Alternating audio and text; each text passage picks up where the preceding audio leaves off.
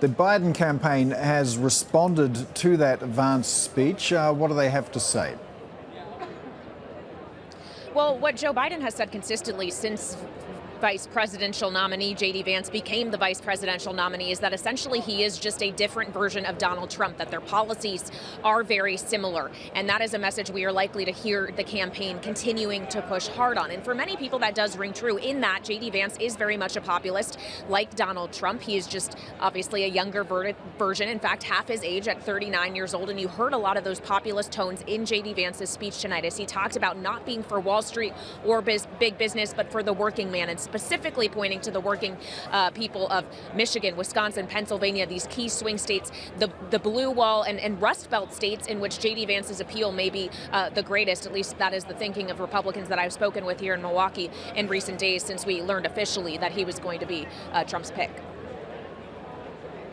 So we've got a battle of competing narratives going on, really. I mean, we've got JD Vance saying he's not going to forget where he came from. And interestingly, he was played off to the theme music from Bill Clinton's acceptance of the Democratic nomination 32 years ago. So trying to cut into Democratic ground there. But then, as you say, the Democrats trying to paint him as a choice of Silicon Valley and billionaire backers.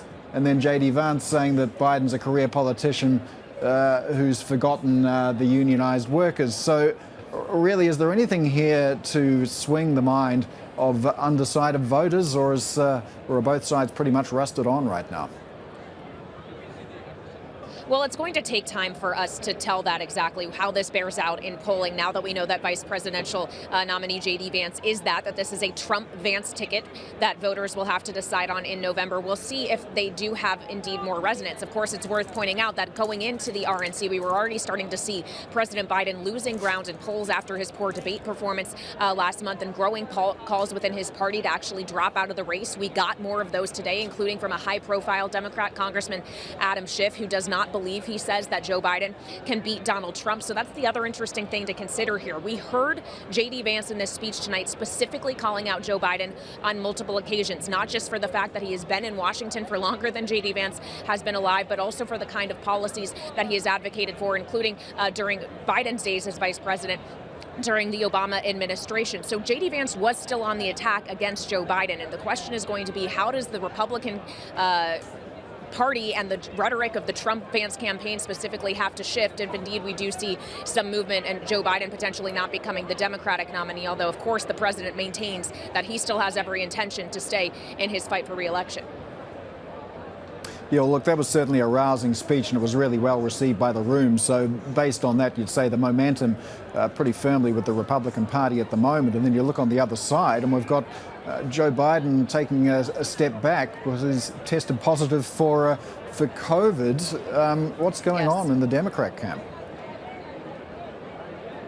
Well, Republicans here in Milwaukee have been all about unity this week, and in part that is due to the aftermath of the attempted assassination of Donald Trump in Pennsylvania this past weekend. So a lot of the speakers have been focusing on unity. We also understand that Donald Trump himself has rewritten the speech he will give tomorrow night when he accepts the nomination to focus more on a message of unity.